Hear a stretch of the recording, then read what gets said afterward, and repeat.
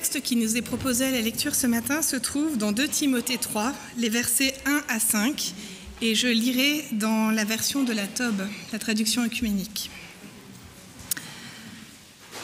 Sache bien ceci, dans les derniers jours surviendront des temps difficiles. Les hommes, en effet, seront égoïstes, âpres au gain, fanfarons, orgueilleux, blasphémateurs, rebelles à leurs parents, ingrats, sacrilèges, sans cœur, implacables, médisants, sans discipline, cruels, ennemis du bien, traîtres, emportés, aveuglés par l'orgueil, amis des plaisirs plutôt qu'amis de Dieu. Ils garderont les apparences de la piété, mais en auront renié la puissance. Détourne-toi aussi de ces gens-là. C'était il y a quelques semaines. Je marchais pour venir ici à l'église, un jour de semaine, et voilà que je prends le pont de la Machine, vous voyez où il est, celui-ci, au bord du lac, et j'allais d'un pas assez rapide, et là, je vois bien un musicien, je vois bien des personnes qui mendient, je passe, et là, un de ceux qui jouaient me hèle, « Pasteur, pasteur !» Alors moi, je me retourne, et qui je vois en train de jouer de l'accordéon? Yon. Vous vous souvenez de lui. D'ailleurs, ce matin, s'il nous reçoit, s'il nous entend, je le salue fraternellement. Mais quelle a été, ou quelle n'a pas été ma surprise, justement, d'avoir passé rapidement à côté de cet homme, en sachant que ce frère, eh bien, il venait dans notre communauté. Je suis passé à côté, je ne l'ai même pas regardé. Je ne me suis même pas arrêté, je n'ai même pas écouté la musique qu'il jouait, et pourtant, il jouait quelque chose. Mon regard, ma pensée en a été bouleversée. Je suis passé à côté de l'essentiel. Passer à côté de l'essentiel, c'est aussi ce à quoi Jésus veut nous mettre en garde ce matin. Et j'aimerais, pour illustrer ce propos, prendre dans le livre de Matthieu. Et nous nous arrêterons ce matin sur les chapitres 24 et 25, si vous souhaitez m'accompagner dans ce temps de partage. Au début du chapitre 24, il nous est dit que Jésus s'en allait au sortir du temple et les disciples s'approchent de lui. Et ils lui disent « Comment le temple est beau !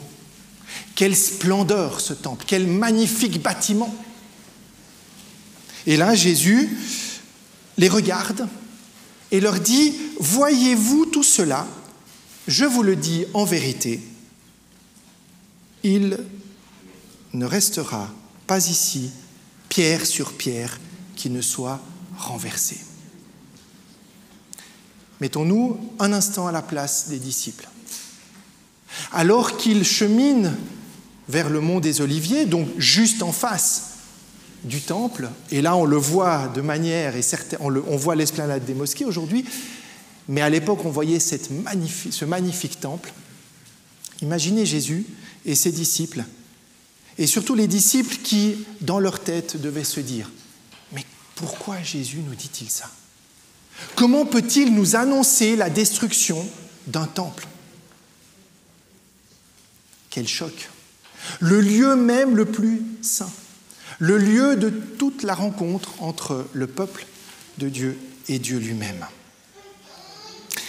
Et là, Jésus va profiter de cette surprise, de cet effet de surprise chez les disciples, pour apporter un enseignement.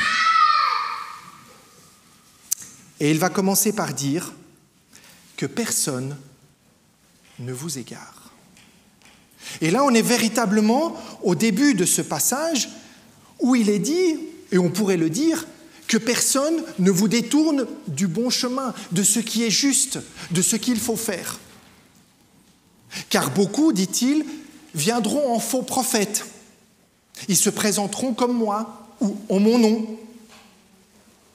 Et là, Jésus, devant ce qu'il annonce être des rumeurs de guerre ou de bruit de guerre, il dit « Ne vous effrayez pas, car il faut que cela arrive, Mais là, Jésus nous dit tout de suite, mais ce ne sera pas encore la fin. Jésus évoque ensuite dans le texte les événements tels que les famines, les conflits, les tremblements de terre, etc. Ces catastrophes annoncées, qui ne seront pas encore la fin, je vous le rappelle, comme Jésus nous le dit, auront un impact déterminant sur les gens. Et là, je prends toujours au chapitre 24 de Matthieu les éléments qui se suivent. La première chose, c'est la haine à cause du nom de Jésus. La deuxième chose, c'est l'abandon de la foi. La troisième chose, c'est la trahison et la haine les uns envers les autres. La quatrième chose, c'est l'égarement et la séduction devant les faux prophètes. Et même, et notez bien, l'égarement de ceux que Dieu a choisis. Et enfin, le mal se répandra à tel point que l'amour d'un grand nombre de personnes se refroidira. Et là, on est au verset 12. Mais la question et le point essentiel sur lequel Jésus, ici, veut mettre l'accent, c'est celui qui tiendra bon jusqu'à la fin, celui-ci sera sauvé. Rappelez-vous aussi ce que la fin du message dans les lettres aux 7 églises, à la fin de chaque lettre, il est dit la même chose. Celui qui tiendra sera sauvé. En d'autres termes, il dit ça. Et finalement, cette bonne nouvelle, alors la bonne nouvelle du royaume sera annoncée dans le monde entier pour servir de témoignage devant les peuples. Je suis interpellé ici parce que ces peuples, c'est tous les peuples de la terre. C'est les chrétiens comme les non-chrétiens, mais là, en l'occurrence, les nations désignent beaucoup plus celles qui ne croient pas encore en Jésus-Christ Sauveur. La suite du texte nous dit « Le Fils de l'homme est proche, il est proche de vous, mais seul Dieu connaît la date. » Donc, que nous est-il demandé de faire en attendant ? De veiller et de se tenir prêt. Est-ce que vous pensez sincèrement que lorsque Jésus parle devant ses disciples et qu'il dit de se tenir prêt et de donner tous ces avertissements, parler de tout ce qui va se passer, est-ce que vous pensez que Jésus veut susciter en nous quoi ? De la peur ? De l'angoisse ? De la crainte ? Mais est-ce que le retour de Jésus n'est pas une bonne nouvelle ? Mais j'espère que oui. Et je crois fondamentalement que cette bonne nouvelle, elle était déjà présente. Ce que Jésus veut dire ici aussi, c'est bien de nous réjouir et non pas d'entrer dans la logique de la peur. Dans la suite du texte, et à partir du verset, on est dans les versets 44, Jésus développe 3 paraboles. 3 paraboles qui sont finalement complémentaires les unes aux autres. La première, c'est celle du serviteur digne ou indigne de confiance. Il a peut-être une autre traduction dans votre Bible. Là, on voit bien que Jésus insiste sur le devoir envers le prochain. Nous y reviendrons. La deuxième, c'est les 10 jeunes filles ou les vierges. Alors, on n'aura pas le temps aujourd'hui de rentrer dans ce texte-là, mais ce en quoi nous pouvons peut-être résumer, c'est nourrir notre vie intérieure et spirituelle par l'appel du Saint-Esprit. Et enfin, la troisième parabole, c'est les 3 serviteurs. Et les 3 serviteurs ici, il leur est invité d'utiliser les talents que le Seigneur leur a donnés. 3 paraboles. Que devons-nous faire, finalement ? Prendre soin, on le verra, des autres. Nourrir notre dimension spirituelle intérieure. Et troisièmement, utiliser les dons que le Seigneur nous a donnés. Jésus explique alors, et là on entre dans le texte sur le jugement des nations, comment il jugera le monde. Alors oui, ici on dit le plus souvent que ce jugement-là ne s'adresse pas à ceux qui sont chrétiens ou engagés dans la foi, mais peu importe. Il est dit de ceux qui font la volonté de Dieu, ou ceux qui font la volonté de mon Père, ou ceux qui sont bénis de mon Père. Et vous aurez remarqué ici que dans ce texte-là, comme d'ailleurs dans tous ceux qui ont précédé, Jésus met l'accent plus sur l'attitude et le comportement des personnes que sur l'interprétation des signes. Alors oui, vous allez me dire, les signes des temps. Les signes des temps, ils sont visibles devant nous. On les voit certainement. Et nous qui aimons lire finalement l'actualité, la Bible à la main, on lit le journal et on regarde dans la Bible et on dit, mais comment est-ce que je peux comprendre ce qui se passe dans le monde avec ce que dit la parole? Ou comment comprendre la parole au regard des signes qui se passent? Et je suis convaincu, et Jésus le dit d'ailleurs, qu'il est juste et bon de le faire. Il est juste d'être attentif aux signes. Parce que Jésus le dit, je vous annonce tout ceci en avance. Mais pourquoi nous annonce-t-il cela en avance? Il nous l'annonce pour nous instruire en regardant les signes qui viennent. Mais ma question ce matin, secondaire, ce n'est pas la question primaire, mais une des questions que nous pouvons nous demander, c'est est-ce qu'il nous est permis d'interpréter de manière prophétique tout ce que nous vivons, tout ce que nous comprenons, tout ce que nous croyons voir? Ou plutôt, est-ce que Jésus nous demande véritablement d'entrer dans cette interprétation des signes? Il est clair que nous devons être fortement interpellés. Je ne peux pas imaginer que l'une ou l'un d'entre nous ne sommes pas indifférents devant ce qui se passe tous les jours, entre les catastrophes écologiques, entre les catastrophes humanitaires, entre les annonces sur le réchauffement climatique et ses conséquences. Et je pense que nous devons être, mes amis, nous devons être des veilleurs. Ou comme le dit le prophète Ézéchiel, nous devons être des sentinelles pour le temps présent. Mais des sentinelles, c'est celles qui voient arriver les choses. Mais il y a une différence entre voir arriver les choses et les interpréter. Et moi, j'aimerais, ce matin, nous inviter à ne pas nous tromper de cible, à ne pas passer à côté de l'essentiel dans le temps dans lequel nous vivons. Et lorsque Jésus, ici, va mettre les disciples devant le temple, et il leur dit, et c'est ce qui va arriver d'ailleurs dans les années 70 de notre ère, il ne restera pas ici pierre sur pierre. Tout ce que vous connaissez de ce temple, du lieu dans lequel vous allez adorer Dieu, de toute finalement l'histoire et le cœur même de votre religion, par le culte que vous donnez, eh bien, ceci n'existera plus. Jésus nous invite ici clairement à un changement de paradigme. Un changement de paradigme dans la définition qu'en donne Carl Johnson, que je me suis permis de citer. Il dit un changement de paradigme est un changement de vision du monde. C'est un changement dans la perception de la réalité ayant un impact déterminant sur le comportement. Selon moi, Jésus nous invite dans le livre de Matthieu plus à voir les signes que dans l'interprétation qu'il faut en donner. Cette invitation, elle est faite non pas d'interpréter pour nous faire peur, mais de nous préparer, d'être prêts, de rester en éveil. Mais rester en éveil ne veut pas dire être effrayé, rentrer dans la peur.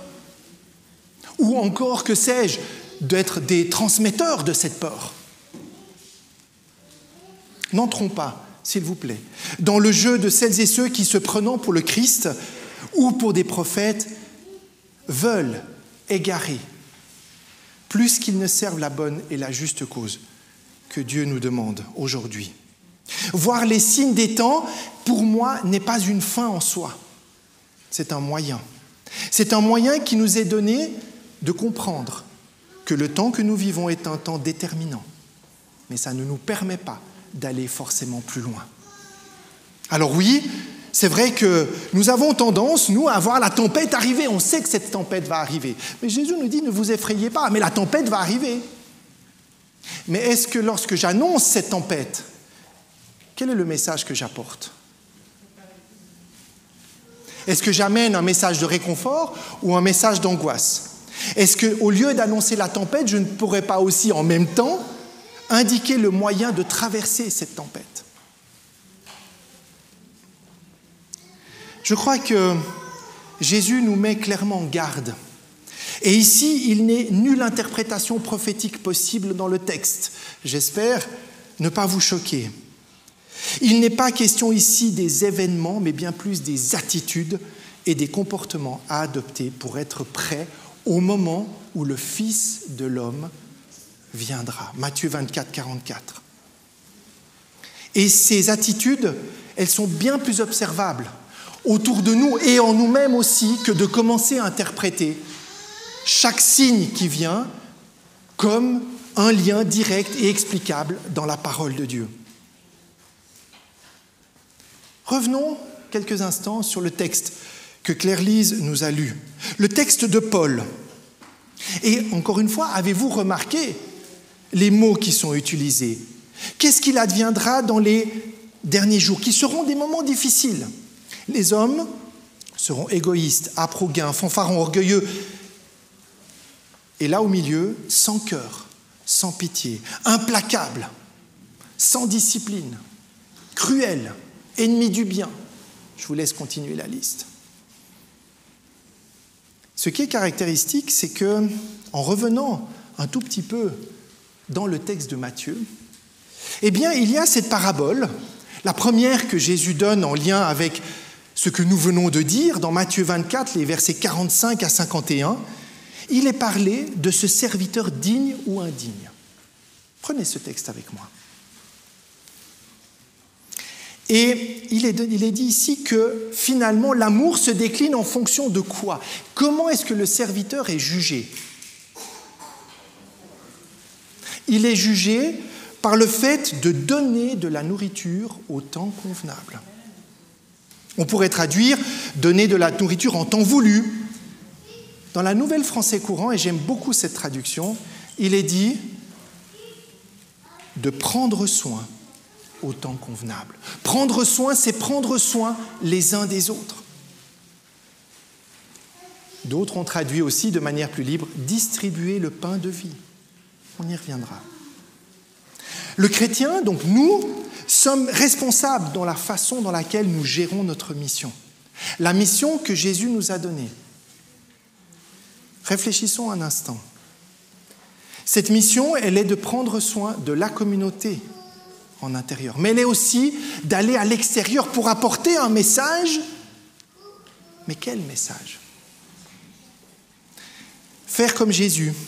Et là, je prends le texte de Matthieu 10, à partir des versets 35. Lorsque Jésus parcourait les villes et les villages, il voyait la foule, et quelle a été son attitude par rapport à la foule?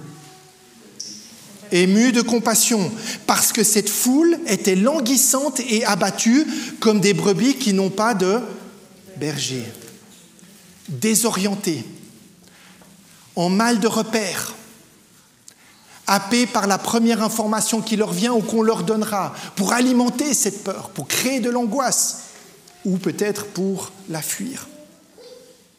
À propos de ce pain de vie, j'aimerais faire le lien avec un texte qui me semble être très à propos dans ce que nous vivons aujourd'hui, par rapport à ce temps qui vient, et ça j'en suis convaincu, ce temps qui vient sur les réels besoins qu'il y a entre le temps que nous vivons maintenant et le temps où Jésus va revenir. Et là, j'aimerais prendre le texte d'Amos, un petit prophète, mais grand par sa parole. Amos 8, le verset 11. « Voici, les jours viennent, dit le Seigneur l'Éternel, où j'enverrai la famine dans le pays, non pas la disette du pain et la soif de l'eau, mais la faim et la soif d'entendre les paroles de l'Éternel. » Est-ce que ce n'est pas ça la vraie faim? Est-ce que ce n'est pas ça la vraie mission que nous avons aujourd'hui, frères et sœurs? Notre attitude, c'est de faire la volonté de Dieu.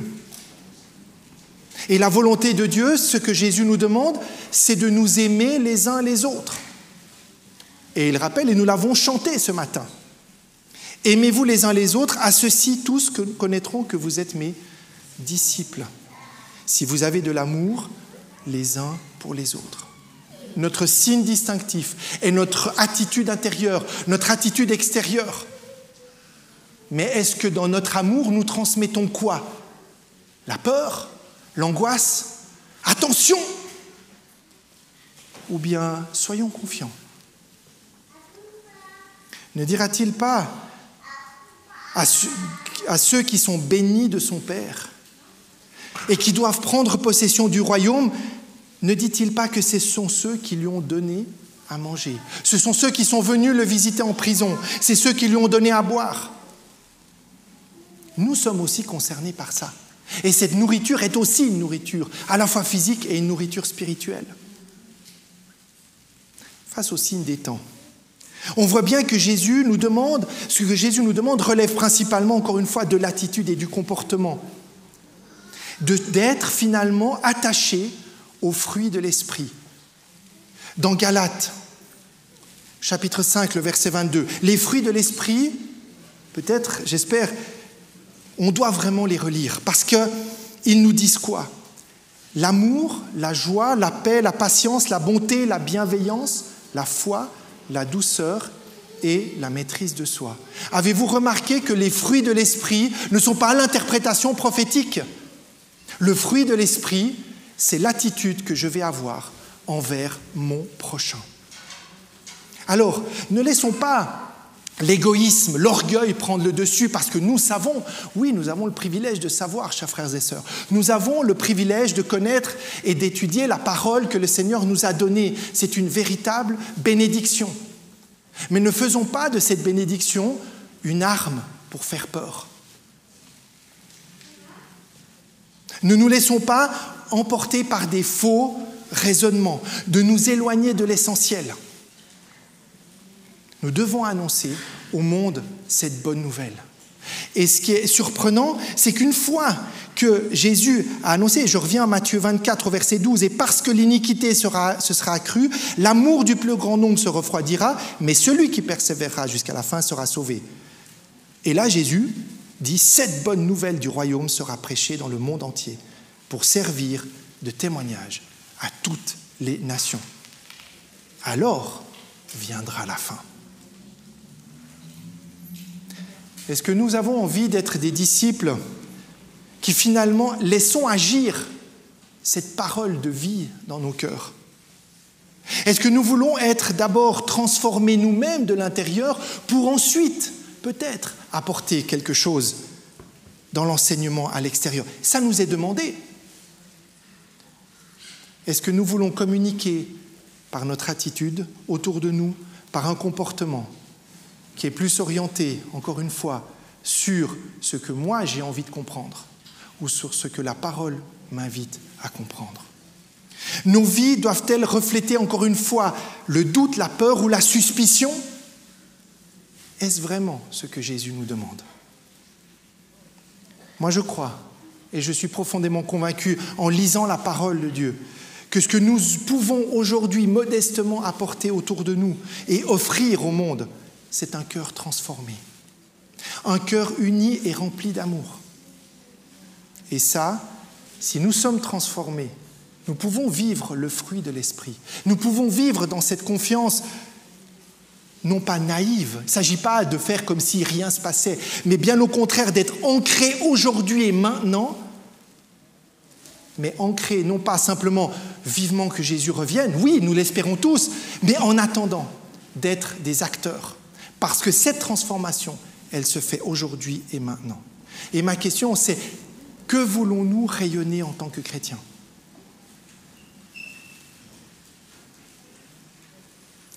L'actualité nous rattrape, l'Afghanistan, cette semaine. Des hommes et des femmes qui, quasiment d'un jour à l'autre, se trouvent complètement démunis, désemparés, seuls. L'actualité, elle va aller en s'accélérant, j'en suis convaincu. Mais est-ce pour autant que je constate l'actualité, que je peux l'interpréter autrement qu'un signe des temps? Et je vous rappelle ce que Jésus nous demande, allez par tout le monde et prêchez la bonne nouvelle à toute la création. Vivre l'Évangile, c'est déjà communiquer par la vivre en moi, le vivre en moi, cet Évangile, et le transmettre. Alors ma question, pour moi et pour nous aujourd'hui, par qui vais-je commencer ? Est-ce que je vais...